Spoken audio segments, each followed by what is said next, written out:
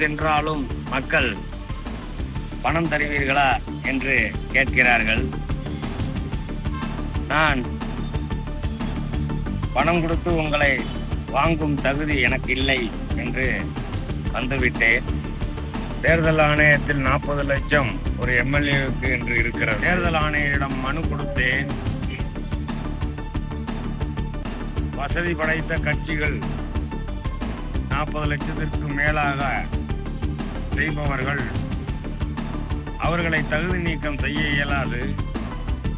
ஆகையினால் என்னை போன்ற சாமானியனை தகுதி நீக்கம் செய்யுங்கள் என்று மனுவை கொடுத்தேன். தேர்தல் நடத்த அலுவலர்கிட்ட மனு கொடுத்திருக்கீங்க, அவர் என்ன உங்களுக்கு பதில் சொன்னார்? இது பெரிய விஷயமாக இருக்கிறது, நான் கலந்து பேசுகிறேன் என்று சொல்லிவிட்டார். நீங்க பிரச்சாரத்துக்கு போறீங்களா இல்லை அவ்வளவுதான்?